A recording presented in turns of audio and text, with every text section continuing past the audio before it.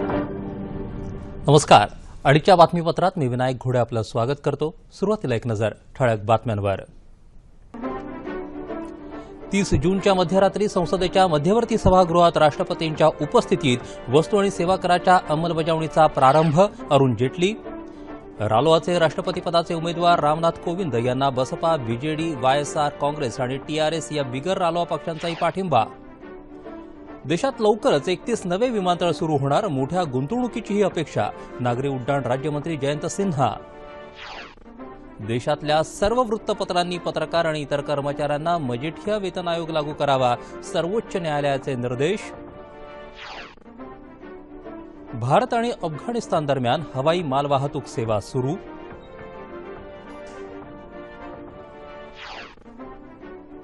F-16 या लढाऊ विमानाचं उत्पादन आता भारतात. टाटा उद्योग समूह आणि अमेरिकी कंपनी दरम्यान करार. राजर्षी शाहू शिक्षण शिष्यवृत्ती योजनेची व्याप्ती वाढवली. कृषी पदवीसाठी शिष्यवृत्ती लागू करण्याचा राज्य मंत्रिमंडळाचा निर्णय. आणि जागतिक हॉकी लीग स्पर्धेत आज भारताचा सामना नेदरलँडशी. नमस्कार. आता बातम्या विस्तारानं पाहूयात.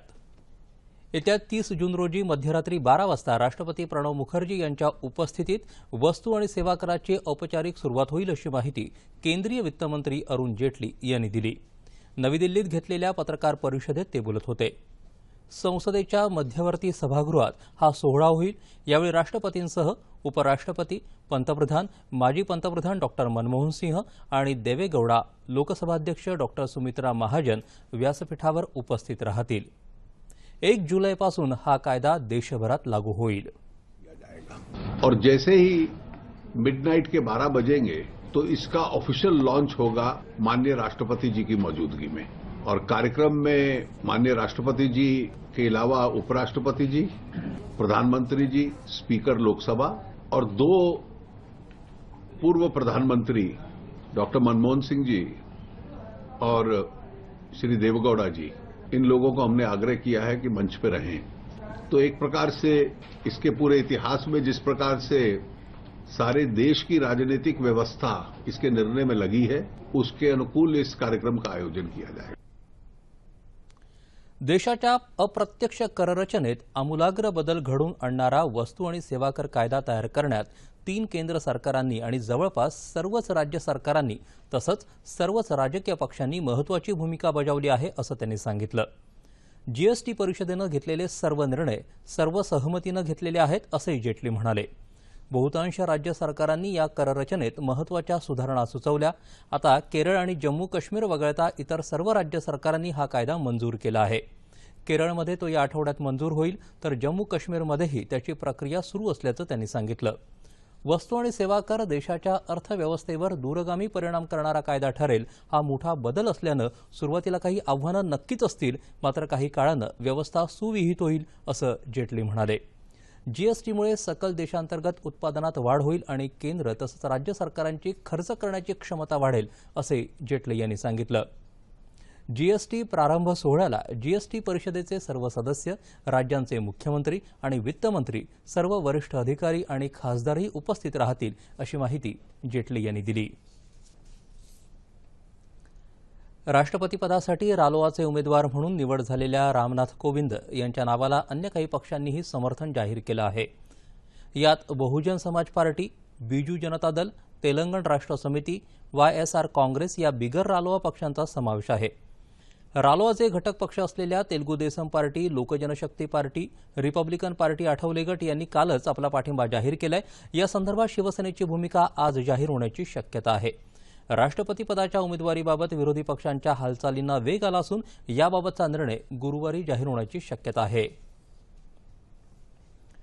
राष्ट्रपतीपदासाठी रालोआचे उमेदवार म्हणून नाव जाहीर झाल्यानंतर बिहारचे राज्यपाल रामनाथ कोविंद यांनी काल नवी दिल्लीत पंतप्रधान नरेंद्र मोदी यांची भेट घेतली.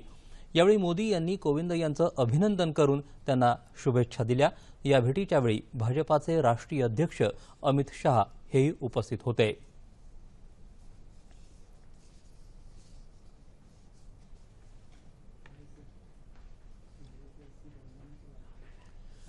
पंतप्रधान नरेंद्र मोदी आज 2 दिवसांच्या लखनौ दौऱ्यावर जाणार आहेत. तिसऱ्या आंतरराष्ट्रीय योग दिनानिमित्त उद्या लखनौतल्या रमाबाई आंबेडकर मैदानात भव्य योग कार्यक्रमाचं आयोजन करण्यात आलं असून या कार्यक्रमाचे प्रमुख पाहुणे म्हणून पंतप्रधान उपस्थित राहणार आहेत. या दौऱ्यादरम्यान जानकीपूरमध्ये केंद्रीय औषध संशोधन संस्थेच्या नव्या परिसराचं उद्घाटन मोदी यांच्या हस्ते होणार आहे. तसंच डॉक्टर APJ अब्दुल कलाम तंत्रज्ञान विश्वविद्यालयाच्या नव्या इमारतीचं उद्घाटनही ते करणार आहेत. त्यानंतर Lucknow Kanpur DC transmission line देशाला समर्पित करणार आहेत. प्रधानमंत्री आवास योजनेअंतर्गत 20 लाभार्थ्यांना घरकुलांच्या कागदपत्रांचं वाटपही यावेळी केलं जाईल. देशात लवकरच 31 नवे विमानतळ उभारले जातील अशी घोषणा नागरी उड्डाण राज्यमंत्री जयंत सिन्हा यांनी केली. ते आज मुंबईत विमानतळ गुंतवणूक परिषदेत बोलत होते. वाढत जाणारी लोकसंख्या आणि शहरीकरण बघता देशात सुमारे 150 ते 200 विमानतळांची गरज आहे असं मत त्यांनी व्यक्त केलं. या नव्या विमानतळांची संख्या 106 पर्यंत पोहोचेल असं ते म्हणाले. येत्या 1 जुलै महिन्यापासून GST लागू होते, मात्र त्यामुळे विमान प्रवास तिकीट दरामध्ये कोणताही परिणाम होणार नाही असंही सिन्हा यांनी स्पष्ट केलं. एअर इंडियाच्या खासगीकरणाबाबत विचारलं असता त्यावर मंत्रिमंडळाच्या बैठकीत चर्चा करून निर्णय घेऊ असं त्यांनी सांगितलं. सध्या असलेल्या विमानतळांची क्षमताही वाढवायला हवी असं सांगत सध्या त्यांचा भर सुरक्षितता आणि प्रवाशांना माफक दरात विमानसेवा देणं यावर आहे असं जयंत सिन्हा म्हणाले. सध्या देशात 117 दशलक्ष प्रवासी विमानानं प्रवास करतात. येत्या 5 ते 10 वर्षात ही संख्या 500 दशलक्षांपर्यंत पोहोचेल. त्यामुळे आणखी विमानतळांची गरज लागेल असं ते म्हणाले. त्यासाठी 2 ते 3 लाख कोटी रुपयांची गुंतवणूक आवश्यक आहे अशी अपेक्षा त्यांनी यावेळी व्यक्त केली. देशातल्या सर्व वृत्तपत्रांनी पत्रकार आणि इतर कर्मचाऱ्यांना मजिठिया वेतन आयोग लागू करावा असे निर्देश सर्वोच्च न्यायालयानं दिले आहेत. सर्वोच्च न्यायालयानं 7 फेब्रुवारी 2014 सालीच हा आयोग लागू करण्याचे आदेश दिले होते. त्यामुळे हा आयोग अंशतः लागू करणं किंवा लागू न करणं याचा प्रश्नच उद्भवत नसून वृत्तपत्र मालकांनी तो पूर्णपणे लागू करावा असे निर्देश न्यायमूर्ती रंजन गोगोई आणि नवीन सिन्हा यांच्या पीठानं दिले. या निर्देशांपूर्वी वृत्तपत्रांनी हा आयोग लागू केला नसेल तर तो न्यायालयाचा अवमान ठरत नाही असंही या पीठानं म्हटलं आहे. या प्रकरणी दाखल झालेल्या 83 याचिकांवर न्यायालयानं काल एकत्र सुनावणी केली. भारत अफगाणिस्तान दरम्यान पहिल्या मालवाहू विमानसेवेला कालपासून प्रारंभ झाला. परराष्ट्र व्यवहार मंत्री सुषमा स्वराज आणि नागरी हवाई वाहतूक मंत्री अशोक गजपती राजू यांनी नवी दिल्ली विमानतळावर पोहोचलेल्या पहिल्या मालवाहू विमानाचं स्वागत केलं. अफगाणिस्तानचे राष्ट्रपती अशरफ घनी यांनी काबूलहून उड्डाण करणाऱ्या या मालवाहू विमानाला हिरवा झेंडा दाखवला होता. या मालवाहू विमानसेवेमुळे दोन्ही देशांमधले व्यापारी आणि आर्थिक संबंध अधिक दृढ होतील. तसंच भारत अफगाण थेट संबंधांमुळे दोन्ही देशांमध्ये संपन्नता नांदेल. यासाठी अफगाणच्या राष्ट्रपतींचे आभार मानतो असं पंतप्रधान नरेंद्र मोदी यांनी आपल्या ट्विटर संदेशात म्हटलं आहे. गेल्या वर्षी डिसेंबर महिन्यात अशरफ घनी यांच्या भारत दौऱ्यादरम्यान या मालवाहू विमानसेवेबाबतचा निर्णय घेण्यात आला होता. रस्ते मार्गानं व्यापार करण्यासाठी दोन्ही देशांना पाकिस्तानमधूनच एकमेव भूमार्ग उपलब्ध होता. मात्र पाकिस्तानच्या आडमुठेपणामुळे भारताच्या माल निर्यातीला मज्जा होता, तर अफगाणिस्तानला मर्यादित मालाची वाहतूकच करता येत होती. भारतात F-16 लढाऊ विमान बनवण्यासाठी टाटा उद्योग समूह आणि अमेरिकी कंपनी लॉकहीड मार्टिन यांच्यात करार झाला आहे. आतापर्यंत हे लढाऊ विमान कंपनीच्या टेक्सास इथल्या प्रकल्पात बनवलं जायचं. मात्र या करारामुळे ही कंपनी लवकरच भारतात F-16 या लढाऊ विमानांची निर्मिती करणार आहे. यामुळे देशात संरक्षण क्षेत्रातल्या स्वदेशी उत्पादनाला चालना मिळणार आहे. F-16 हे विमान भारतीय वायुसेनेच्या सिंगल इंजिन फायटरसाठी उपयुक्त ठरेल. सर्वात आधुनिक अशा या लढाऊ विमानाचा वेग ताशी 1500 मैल इतका आहे. राजर्षी छत्रपती शाहू महाराज शिक्षण शुल्क शिष्यवृत्ती योजनेची व्याप्ती वाढवण्याचा निर्णय आज राज्य मंत्रिमंडळानं घेतला. कृषी पदवी शिक्षण घेणाऱ्या विद्यार्थ्यांना ही शिष्यवृत्ती मिळू शकेल. तसंच दिव्यांग विद्यार्थ्यांसाठी गुणांची अट शिथिल करण्यात आली आहे. 6 वर्षांसाठी अपात्र ठरलेल्या नगरसेवकांच्या सदस्यत्वाचे अंतिम निर्णयाचे अधिकार आता राज्य शासनाकडे असतील. या संदर्भातल्या अधिनियमात सुधारणा करण्यास मंत्रिमंडळानं मंजुरी दिली. जवाहरलाल नेहरू राष्ट्रीय नागरी पुनर्निर्माण अभियानाअंतर्गत मंजूर झालेल्या अपूर्ण प्रकल्पांना राज्य शासनाकडून अनुदान देण्याचा निर्णय देखील मंत्रिमंडळानं घेतला आहे. मुंबईत 1993 साली झालेल्या भीषण साखळी बॉम्बस्फोट प्रकरणी दोषी ठरलेल्या अबू सालेम आणि मुस्तफा ढोसासह सर्व 6 आरोपींना कठोरात कठोर शिक्षा करण्यात यावी अशी मागणी केली जाईल असं सीबीआयच्या वतीनं काल विशेष टाडा न्यायालयात सांगण्यात आलं. या प्रकरणी सीबीआयनं आधी युक्तिवाद करावा अशी विनंती आरोपीच्या वतीनं करण्यात आली. मात्र आरोपीच्या वकिलांचे युक्तिवाद पूर्ण झाल्यानंतरच आपण युक्तिवाद करू असं सीबीआयनं स्पष्ट केलं आहे. अबू सालेम, मुस्तफा ढोसा, फिरोज अब्दुल राशीद खान, ताहिर मर्चंट, करीमुल्ला शेख आणि रियाज सिद्दीकी या 6 जणांना न्यायालयानं 16 जूनला दोषी ठरवलं. काल विशेष टाडा न्यायालयात या दोन्ही पक्षांच्या वकिलांनी शिक्षेबाबत युक्तिवाद सुरू केले. सर्व युक्तिवाद पूर्ण झाल्यानंतर या दोषींना शिक्षा सुनावण्यात येणार आहे. मुंबईत 12 मार्च 1993 रोजी विविध ठिकाणी अवघ्या 2 तासात घडवून आणलेल्या 12 बॉम्बस्फोटांमध्ये 257 निरपराधांचा बळी गेला. 713 जण गंभीर जखमी झाले तर जवळपास 27 कोटी रुपयांच्या मालमत्तेचं नुकसान झालं होतं. या बॉम्बस्फोट प्रकरणी मुख्य आरोपी याकूब मेमन याला जुलै 2015ला फासावर लटकवण्यात आलं तर या कटाचे सूत्रधार दाऊद इब्राहिम, मोहम्मद डोसा आणि टायगर मेमन हे अद्यापही फरारी आहेत. दलित मतांसाठी राष्ट्रपतीपदी राज्यपाल रामनाथ कोविंद यांचं नाव पुढे केलं गेलं असेल तर आम्हाला रस नाही. राष्ट्रपती उमेदवारीबद्दल मंगळवारी निर्णय घेऊ असं शिवसेना पक्षप्रमुख उद्धव ठाकरे यांनी सांगितलं. शिवसेनेच्या 51व्या वर्धापन दिनानिमित्त काल मुंबईत षण्मुखानंद सभागृहात आयोजित कार्यकर्ता मेळाव्यात ते बोलत होते. दलित समाजाच्या मतासाठी दलित राष्ट्रपती देणार असाल तर शिवसेना पाठिंबा देणार नाही अशी घोषणाही ठाकरे यांनी केली. हिंमत असेल तर मध्यावधी निवडणुका घ्या, आम्ही तयार आहोत असे ठाकरे म्हणाले. शिवसेना सदैव शेतकऱ्यांच्या पाठीशी उभी राहील आणि मराठी माणसाच्या हितासाठी लढत राहील असे ठाकरे यांनी सांगितलं. सरकारनं दूध खरेदीच्या दरात 3 रुपये वाढ केल्यामुळे सहकारी दूध संघ आणि दुग्ध व्यवसाय अडचणीत येणार आहे. कर्नाटक सरकारच्या धर्तीवर दूध संघांना अनुदान देणं गरजेचं आहे.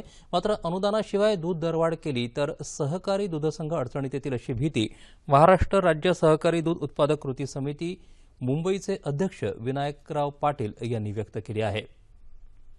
कर्नाटकात दुधाचा दर 23 रुपये प्रति लिटर असून त्यात सरकार 5 रुपये अनुदान देतं. त्यामुळे तिथले सर्व दूध संघ सुस्थितीत आहेत असंही त्यांनी म्हटलं आहे. महाराष्ट्र सरकारनं काल दुधाच्या खरेदी दरात प्रति लिटर 3 रुपये वाढ करण्याच्या प्रस्तावाला मान्यता दिली असून नवे दर उद्यापासून लागू होणार आहेत. परिणामी गायीच्या दुधाचा खरेदी दर 24 वरून 27 रुपये तर म्हशीच्या दुधाचा दर 33 वरून 36 रुपये होईल. खरेदी दरात सरकारनं वाढ केली असली तरी विक्री दरात कोणतीही वाढ होणार नसल्याचं सरकारनं स्पष्ट केलं आहे. जर राज्यकर्त्यांनी आणि शासकीय कर्मचाऱ्यांनी आपल्या जबाबदाऱ्या आणि कर्तव्य नीट पार पाडलं तर जनतेच्या समस्या दूर होतील आणि देशाचा विकास होईल असं भाजपा खासदार गोपाळ शेट्टी यांनी सांगितलं. मुंबई पोर्ट ट्रस्टनं काल मुंबईतल्या कांदिवली इथं सबका साथ सबका विकास संमेलन आयोजित केलं होतं. त्यावेळी ते बोलत होते. विरोधक नेहमी सत्ताधाऱ्यांविरोधात आक्रमक राहून नकारात्मक बाजू लोकांसमोर मांडत असतात. म्हणून कार्यकर्त्यांनी सरकारी योजना आणि कामं लोकांसमोर मांडायला हवीत असंही ते म्हणाले.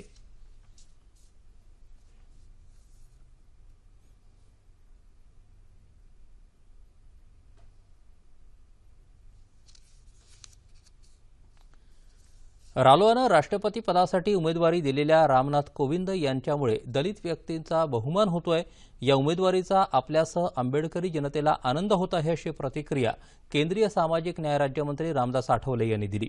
ते आज पंढरपूर इथं आयोजित पत्रकार परिषदेत बोलत होते. पंतप्रधान नरेंद्र मोदी यांना राज्यघटनेविषयी नितांत आदर असून कोविंद यांच्या आडून संविधान बदलाचा कुठलाही प्रकार होणार नाही असं सांगत आठवले यांनी प्रकाश आंबेडकरांचा आरोप खोडून काढला. उद्धव ठाकरे यांनी कोविंद यांना पाठिंबा द्यावा अशी अपेक्षा त्यांनी व्यक्त केली.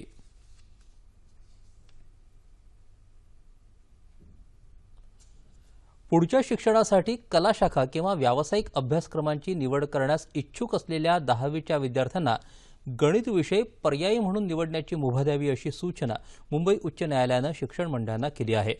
अनेक विद्यार्थ्यांना गणित हा विषय अवघड ठरतो.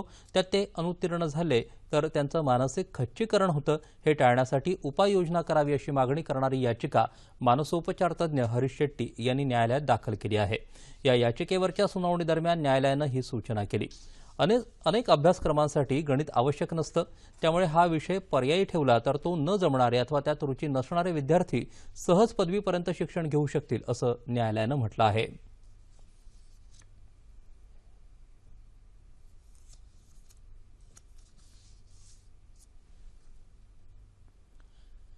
दक्षिण मुंबईत प्रियदर्शनी पार्क परिसरात लवकरच शहरातलं पहिलं हरित अग्निशामक केंद्र सुरू होणार आहे. या हरित अग्निशामक केंद्राचं बांधकाम बांबू, झाड आणि वेलीच्या मदतीनं केलं जाईल. त्यात सिमेंट काँक्रीटचा वापर केला जाणार नाही, अशी माहिती मुंबई महानगरपालिकेचे अतिरिक्त आयुक्त A. कुंदन यांनी दिली. नेपियन सी परिसरात उंच इमारती असून गेल्या वर्षभरात आगीच्या सुमारे 500 घटना झाल्या. या पार्श्वभूमीवर तिथं अग्निशामक केंद्र सुरू करण्याची मागणी वाढत होती. मलबार हिलसारख्या निसर्गरम्य परिसरात हे पहिलं हरित अग्निशामक केंद्र उभारावं अशी कल्पना पुढे आली, असं कुंदन यांनी सांगितलं. टाळ मृदुंगाचा गजर, माऊलींच्या नामाचा जयघोष, आकाशी फडकणाऱ्या पताका, रस्त्याच्या दुतर्फा उभे असलेले भाविक अशा मंगलमय वातावरणात ज्ञानेश्वर महाराज आणि तुकाराम महाराज यांच्या पालख्या आज पुण्याहून सासवडच्या दिशेनं मार्गस्थ झाल्या. काल दोन्ही पालख्यांचा मुक्काम पुण्यात होता. निर्मल वारी करण्याच्या राज्य शासनाच्या संकल्पानुसार वारी दरम्यान वारकऱ्यांसाठी फिरत्या शौचालयांची सोय करण्यात आली आहे.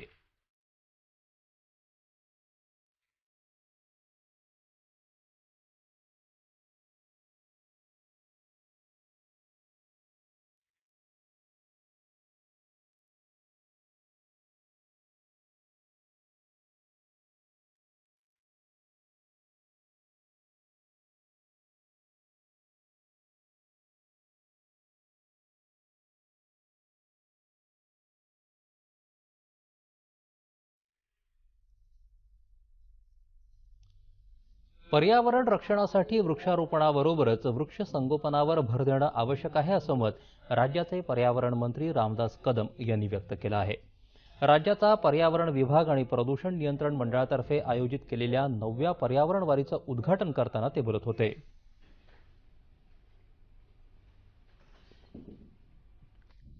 प्रत्येक व्यक्तीनं किमान 5 झाडं लावावीत आणि सार्वजनिक वृक्ष लागवड कार्यक्रमात 50% फळझाडं लावण्यावर भर देण्यात यावा, अशी अपेक्षा त्यांनी व्यक्त केली.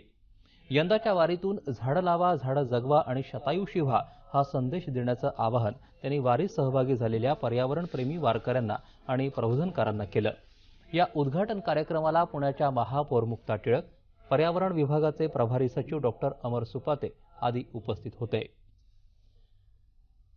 नांदेड जिल्ह्यातल्या गोदावरी संवर्धनासाठी दीर्घकालीन उपाययोजना तातडीनं करण्याचे निर्देश नांदेड जिल्हा पर्यावरण समितीचे अध्यक्ष तसंच जिल्हाधिकारी अरुण डोंगरे यांनी दिले. नांदेड जिल्हा पर्यावरण समितीची बैठक जिल्हाधिकारी कार्यालयात काल झाली, त्यावेळी ते बोलत होते. आमदार DP सावंत, अमर राजूरकर, हेमंत पाटील, अमिता चव्हाण यांच्यासह विविध विभागाचे अधिकारी यावेळी उपस्थित होते. गणपती उत्सवादरम्यान गणेश मूर्तींचं विसर्जन करण्याऐवजी गणेश मूर्ती दान कराव्यात, जेणेकरून नदीचं प्रदूषण होणार नाही, असं ते म्हणाले.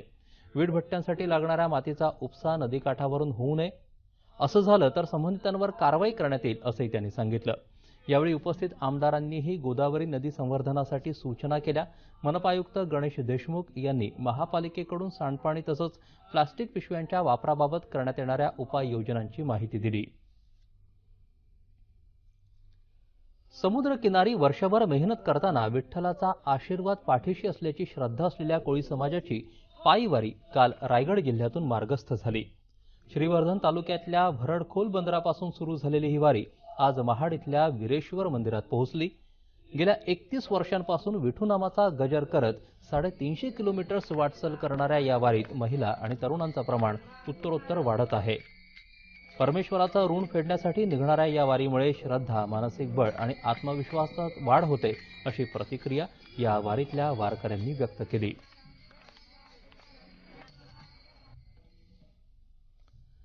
पशुपक्षी पाळणारे, त्यांची आवड असणारे अनेक लोक आपल्या आजूबाजूला आढळतात. पण पक्ष्यांच्या वैशिष्ट्यपूर्ण जीवन कहाणीचा जिव्हाळा अभ्यास करणारे पक्षीतज्ञ डॉक्टर सलीम अली यांची आज पुण्यतिथी. वयाच्या 10व्या वर्षापासूनच रानावनात भटकण्याची आणि पशुपक्ष्यांचं जीवन न्याहाळण्याची आवड त्यांच्यात निर्माण झाली. या बिनाभिंतीच्या शाळेचे ते अभ्यास विद्यार्थी झाले. पक्ष्यांच्या जीवनावरचा त्यांचा प्रबंध प्रकाशित झाला असून भारतातील पक्षी, पाकिस्तान आणि भारतातील पक्षी जीवन इत्यादी त्यांची पुस्तकं प्रसिद्ध आहेत. मनात आणि जीवनात केवळ पक्ष्यांचा ध्यास घेऊन आयुष्यभर प्रयत्नशील राहिलेले डॉक्टर सलीम अली राज्यसभेचे सदस्यही झाले. तसंच अनेक प्रतिष्ठित पुरस्कारांनी त्यांना सन्मानित करण्यात आलं. बर्डमॅन ऑफ इंडिया म्हणून ओळखल्या जाणाऱ्या डॉक्टर सलीम अली यांना सलाम. लंडनमध्ये सुरू असलेल्या जागतिक हॉकी लीग स्पर्धेत आज भारताची गाठ नेदरलँड्सबरोबर पडणार आहे. या स्पर्धेच्या ब गटात आतापर्यंत स्कॉटलंड, कॅनडा आणि पाकिस्तानवर दणदणीत विजय मिळवत साखळीत अव्वल स्थान मिळवलेल्या भारतीय संघाचं मनोधैर्य कमालीचं उंचावलेलं आहे. नेदरलँड्सनंही साखळी सामन्यांमध्ये स्कॉटलंड आणि पाकिस्तानला नमवलं असून आज विजयाची हॅट्रिक करण्याचा त्यांचा इरादा असेल. एकंदरीत दोन बलाढ्य संघांमधला आजचा सामना रंगतदार होण्याची शक्यता वर्तवण्यात येत आहे.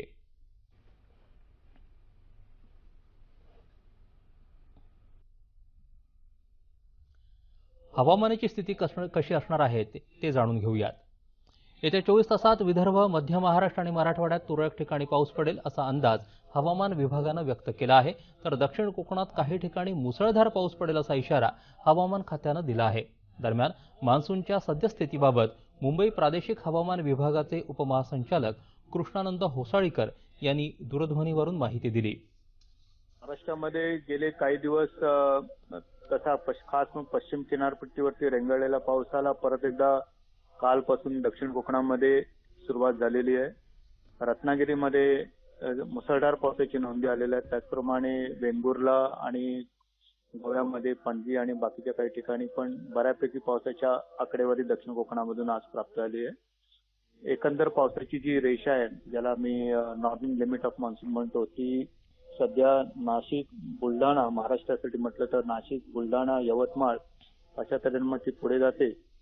पूर्वानुमान जे आहे मान्सूनचं, त्याच्यासाठी आज असं म्हटलंय की येत्या 2 दिवसामध्ये, येत्या 48 तासामध्ये मान्सून मध्य प्रदेशच्या पूर्व भागामध्ये आणि उत्तर प्रदेशच्या पूर्व भागामध्ये येईल आणि त्याचबरोबर त्याचा काही विदर्भाच्या काही भागांमध्ये पण त्याचा प्रवास सुरू होईल असं हवामान विभागाने आज म्हटलेलं आहे. येत्या 2 ते 3 दिवसासाठी हवामान विभागाने दक्षिण कोकणामध्ये मुसळधार पावसाची शक्यता, काही ठिकाणी तुरळक ठिकाणी मुसळधार पावसाची शक्यता वर्तवलेली आहे. आणि 2 दिवसानंतर 2 ते 3 दिवसानंतर उत्तर कोकणामध्ये पण वाऱ्याची दिशा जी आहे ती पश्चिमेकडून येणारी वाऱ्याची दिशा आणि त्याचा वेग, तीव्रता जास्त होण्याची शक्यता आहे. त्याच्यामुळे परत एकदा उत्तर कोकणामध्ये पण पाऊस दाखवण्याची शक्यता हवामान विभागाने वर्तवलेली आहे आज.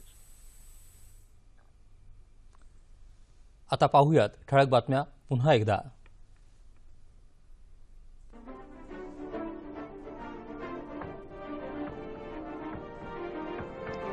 30 जूनच्या मध्यरात्री संसदेच्या मध्यवर्ती सभागृहात राष्ट्रपतींच्या उपस्थितीत वस्तू आणि सेवा कराच्या अंमलबजावणीचा प्रारंभ. अरुण जेटली.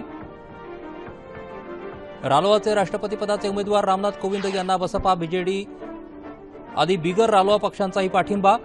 देशात लवकरच 31 नवे विमानतळ सुरू होणार, मोठ्या गुंतवणुकीचीही अपेक्षा. नागरी उड्डाण राज्यमंत्री जयंत सिन्हा. देशातल्या सर्व वृत्तपत्रांनी पत्रकार आणि इतर कर्मचाऱ्यांना मजेठिया वेतन आयोग लागू करावा, सर्वोच्च न्यायालयाचे निर्देश. भारत आणि अफगाणिस्तान दरम्यान हवाई मालवाहतूक सेवा सुरू.